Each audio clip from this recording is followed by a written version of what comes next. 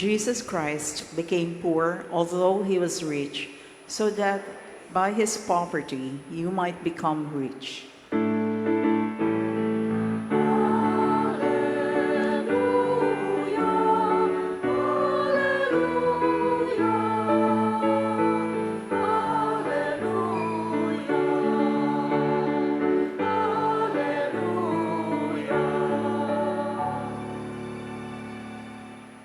The Lord be with you. And with your spirit. A reading from the Holy Gospel according to Matthew.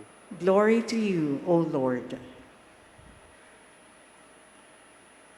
Jesus said to his disciples, Amen, I say to you, it will be hard for one who is rich to enter the kingdom of heaven.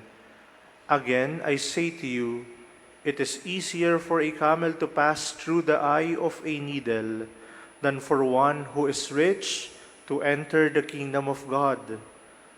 When the disciples heard this, they were greatly astonished and said, Who then can be saved?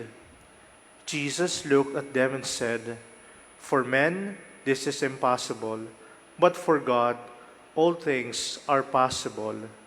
Then Peter said to him in reply, We have given up everything and followed you.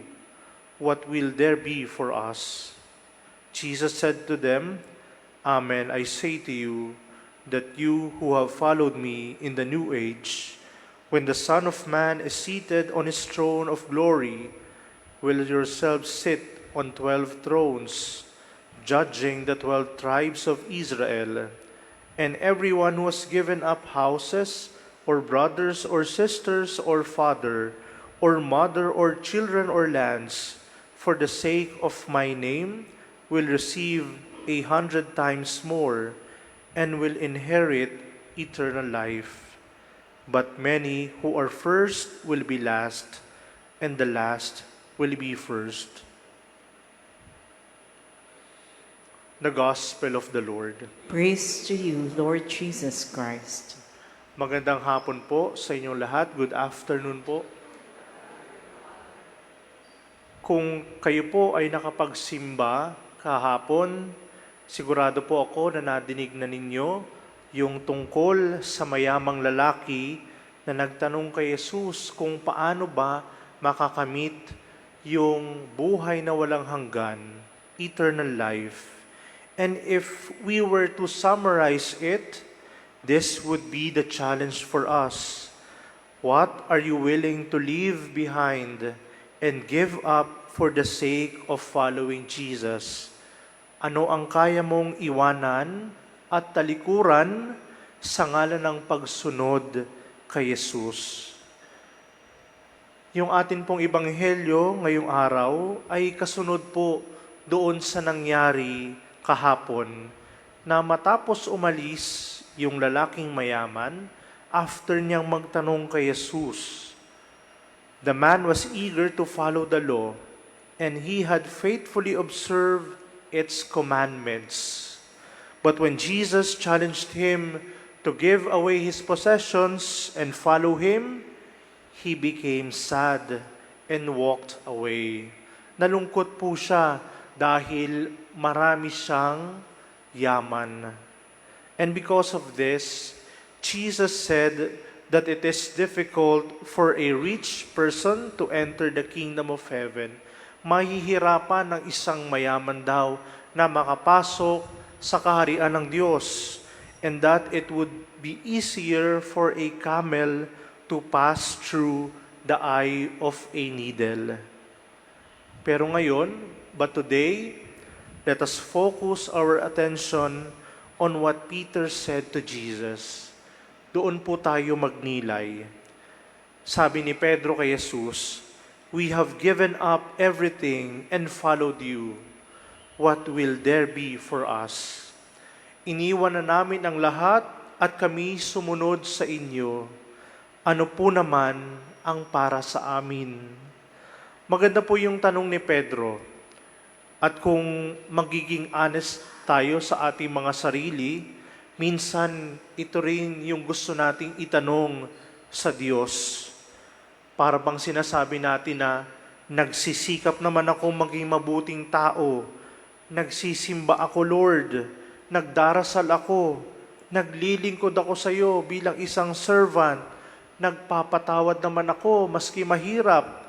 May mga bagay akong isinasakripisyo ko para sa iyo. Ano naman ang kapalit nito?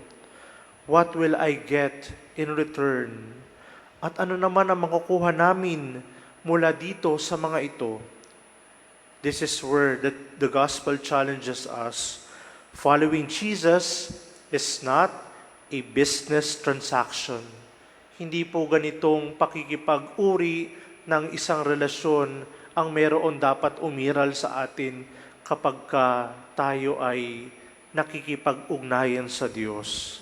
Hindi kagaya ng isang business transaction. Hindi tayo sumusunod sa Diyos dahil mayroong kapalit na hinihintay.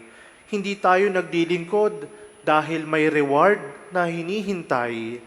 Hindi natin minamahal ang Diyos para lamang tayo ay tumanggap ng maraming blessings.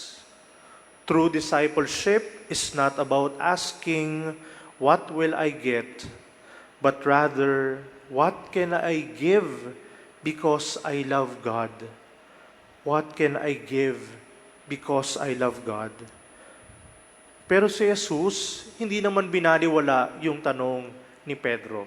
Jesus did not ignore Peter's questions either. He said that anyone who has left things behind and follow Him will receive much more, and above all, eternal life. Buhay na walang hanggan.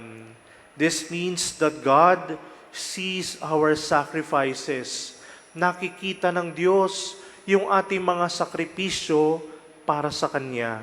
Nakikita niya yung mga bagay na isinuko natin.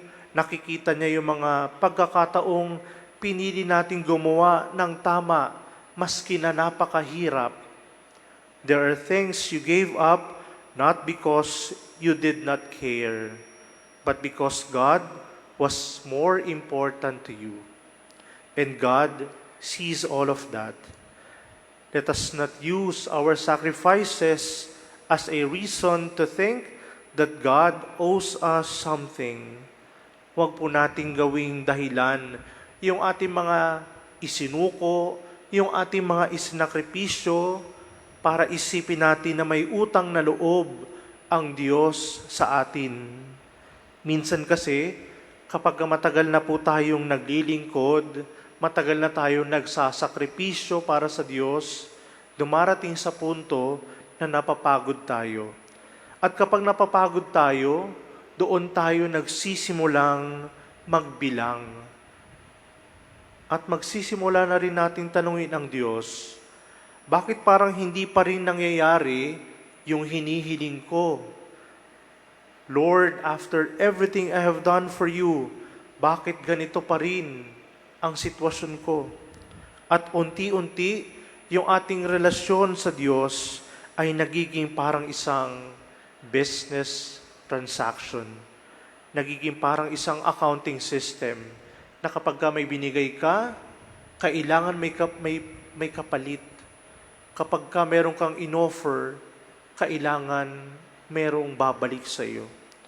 Kinikwenta natin yung ginagawa natin para sa Diyos at ang natatanggap natin mula sa Diyos. Christianity is not about what we can get from God. It is about something more like Christ and learning to love as Christ loves. So if there are things you have given up for God, do not regret them. Huwag mo itong pagsisisihan. Kung may mga bagay kang iniwan dahil nais mong maging tapat sa Kanya, huwag mong isipin na nasasayang lamang iyon. Nothing is ever wasted when it is offered for Jesus, because He alone is the true reward of this life. Si Jesus ang tunay na gantimpala ng buhay natin. Walang nasasayang basta para kay Jesus, dahil siya lamang ang totoong gantimpala sa buhay na ito. Amen.